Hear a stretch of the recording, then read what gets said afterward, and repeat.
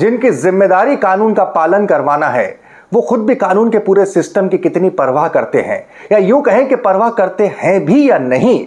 ये बात इसलिए उठी है क्योंकि मध्य प्रदेश के हाईकोर्ट ने मध्य प्रदेश के एक जिले के कलेक्टर के खिलाफ गैर जमानती वारंट जारी किया है। इतना ही नहीं, उसी जिले के जिला पंचायत सीईओ के खिलाफ भी गैर जमानती वारंट जारी किया गया है। ये नौबत क्यों आई, ये जानने की जब पूरी कहानी को देखेंगे तो एक सवाल मन में उठेगा कि क्या कुछ ओहदों का अहंकार इतना बड़ा हो जाता है कि वो कानून से खुद को ऊपर समझता है। और दूसरा, इस पूरी कहानी में आपको एक छोटे से मुलाजिम के इंसाफ की लड़ाई उस अंजाम तक पहुंचती हुई मिलेगी कि आज मैं आपसे कह रहा हूं, इस खबर को बता रहा हूं कि कलेक्टर के खिलाफ अदालत का गैर जमानती वारंट जारी हो चुका है। कहां के कलेक्टर साहब? तो आपको बता दूं कि मध्य प्रदेश के धार जिले के कलेक्टर प्रियंक मिश्र और जिला पंचायत सीईओ श्रृंगार श्रीवास्तव के खिलाफ, दोनों आईएएस हैं, उनके खिलाफ मध्य प्रदेश के हाईकोर्ट ने वारंट जारी किया, नॉन बेलेबल वारंट जारी किया है। क्यों ये नौबत आई है? बहुत दिलचस्प है इस पूरी कहानी को जानना और कैसे एक छोटे से कर्मचारी की इंसाफ की लड़ाई इस मुकाम तक पहुंची है। आगे बढ़ूं उससे पहले परिचय दे दूं, मैं हूं भुवनेश सेंगर। देखना शुरू कर चुके हैं आप दिल लपेटा।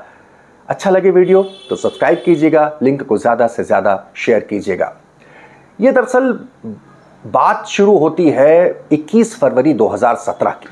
उस वक्त के धार के नालछा पंचायत में मिथुन चौहान नाम का एक केस जो व्यक्ति हैं वो रोजगार सहायक के तौर पर तैनात होते हैं, उनकी वहां पे पोस्टिंग होती है। वो उस दिन अनुपस्थित होते हैं। अभी होता है कि डाल पर बैठना हुआ, डाल का टूटना हुआ, कोई ने शिकायत की, आला अधिकारियों तक पहुंची।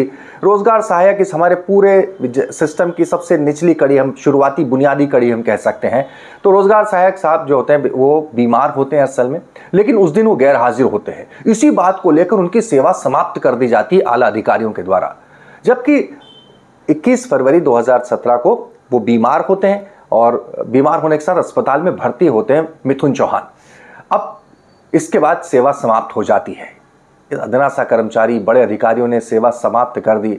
आमतौर पर लोग हार मान जाते हैं, लेकिन मिथुन ने इंसाफ की लड़ाई लड़ना जारी रखा। उन्होंने आयुक्त तक शिकायत की, वहाँ कोई सुनवाई नहीं हुई क्योंकि सेम सिस्टम था, वही कलेक्टर कमिश्नर तक की व्यवस्था थी। वहाँ सुनवाई नहीं हुई तो जाहिर तौर पर हमारे इस प्रजातंत्र में हम न्याय के लिए अदालत का रुख करते हैं, अदालत की तरफ देखते हैं। इसी के तहत 2019 में 2017 में सेवा समाप्ति होती, 2019 में मिथुन चौहान यानी कि जो रोजगार सहायक है वो हाईकोर्ट का दरवाजा खटखटाता है इंदौर बेंच का। 22 अगस्त 2023 को अदालत ये फैसला सुनाती है। कोर्ट जो है वो सेवा समाप्ति का आदेश जो होता है, उसके सेवा समाप्त आदेश का होता है उसको निरस्त करने का, कैंसिल करने का कोर्ट फैसला सुनाती है और ये निर्देश देती है 50% वेतन के साथ इनकी बहाली की जाए। अब इसके खिलाफ जो कलेक्टर हैं, ये मैं भी की बात बता रहा हूँ, 22 अगस्त 2023 की, कलेक्टर और जिला पंचायत सीईओ और ये पूरा जो सरकारी सिस्टम है वो कोर्ट में अपील करता है कि नहीं साहब ये नहीं हो सकता। मान कैसे जाए? कोर्ट ने कह भी दिया है कि आपको रखना है इनको वापस, लेकिन मान कैसे जाए? यही तो ब्यूरोक्रेसी का अहंकार होता है। तो उन्होंने, लेकिन कोर्ट उसे भी निरस्त कर देता है। लेकिन इसके बावजूद भी मिथुन चौहान को हाईकोर्ट के निर्देश के बावजूद, आदेश के बावजूद सेवा में नहीं रखा जाता है। अब जरा सोचिए, एक क्योंकि अहंकार है ना सभी, रोजगार सहायक जो है वो हमारे सामने खिलाफ कोर्ट से आदेश ले आएगा, कितनी बड़ी चोट पहुंचती होगी उस अहंकार को। तो आखिरकार जब नहीं होता है तो कोर्ट में फिर अवमानना दायर। अवमानना किसे कहते हैं? कोर्ट किसी मसले पर आदेश दे और कोई सिस्टम उसे नहीं माने तो ये कोर्ट की अवमानना हुई, डिफेमेशन। तो डिफेमेशन फाइल होता है, इस पर कोर्ट ये कहती है कि आप आइए और बताइए कि जब 20 सितंबर को इंदौर हाई कोर्ट एक आदेश देती है कि 4 अक्टूबर को आप कोर्ट में प्रस्तुत होइए।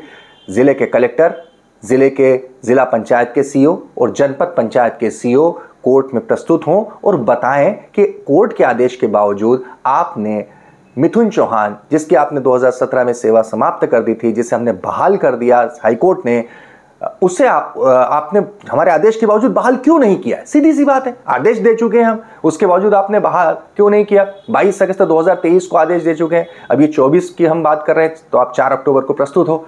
मगरूरी देखिए कोई आता नहीं है साहब। तो ऐसे में इंदौर हाई कोर्ट, धार कलेक्टर प्रियंक मिश्र और धार उस वक्त जिला पंचायत सीईओ श्रृंगार श्रीवास्तव, जी हाँ, श्रृंगार श्रीवास्तव, उनके खिलाफ गैर जमानती वारंट, नॉन बेलेबल वारंट जारी करके 23 अक्टूबर का उन्हें पेश होने की बात कहता है। आप समझ गए होंगे, नॉन बेलेबल वारंट का मतलब ये होता है कोर्ट का ये कि अगली तारीख तक इन्हें पकड़ कर लाइए। ये पूरी घटना जो वकील हैं उनके जरिए सुनिए कोर्ट ने क्या कहा, और साथ में आप जब मिथुन चौहान जिसने ये लड़ाई लड़ी उसकी जुबानी भी जरा सुनिए, देखिएगा मिथुन चौहान को गौर से किस रोजगार सहायक ने इंसाफ की लड़ाई यहां तक पहुंची कि आज एक कलेक्टर और एक जिला पंचायत के सीईओ के खिलाफ अरेस्ट नॉन बेलेबल वारंट जारी हुआ है। सर 21/2/2017 को मेरा स्वास्थ्य खराब था। मैं प्राथमिक स्वास्थ्य केंद्र नालचा में गया था, जहां पर मुझे 108 के द्वारा जिला अस्पताल धार के लिए रेफर कर दिया गया था। मैं धार में एडमिट था, इस कारण मैं अपने कर्तव्य पर उपस्थित नहीं हो पाया था, जिसके कारण मुझे ना तो सुनवाई का अवसर दिया गया और मेरी सेवा समाप्त कर दी गई, जिससे व्यथित होकर मैंने माननीय उच्च न्यायालय खंडपीठ इंदौर में एक रिट याचिका दायर की। रिट याचिका दायर करने के पश्चात माननीय उच्च न्यायालय द्वारा मेरे पक्ष में जो आदेश किया गया दिनांक 22/8/2023 को, उसके उपरांत भी आदेश होने के उपरांत भी मुझे न तो नियुक्ति दी गई और न किसी प्रकार का कोई लाभ दिया गया। मैं काफ़ी परेशान हुआ, जिला पंचायत के काफ़ी चक्कर लगाए मैंने।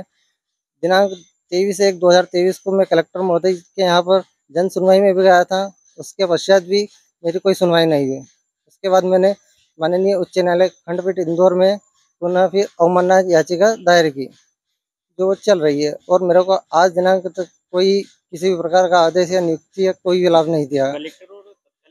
इसमें तो मैं कुछ भी नहीं कर सकता हूँ सर, ये कोर्ट का मामला है। माननीय न्यायाधीश महोदय द्वारा जो भी किया गया है सर, मैं काफ़ी गरीब व्यक्ति हूँ, मेरे भी बच्चे हैं, मैं जैसे तैसे उनका पालन पोषण बड़ी मुश्किल से कर रहा हूँ सर। मुझे नौकरी की आवश्यकता है सर, इसलिए मैंने याचिका। जिला पंचायत धार और जिलाधीश महोदय धार द्वारा अपील प्रस्तुत की गई, माननीय खंडपीठ द्वारा अपील भी निरस्त की गई। तब याचिकाकर्ता ने आदेश के पालन हेतु अवमानना याचिका प्रस्तुत की।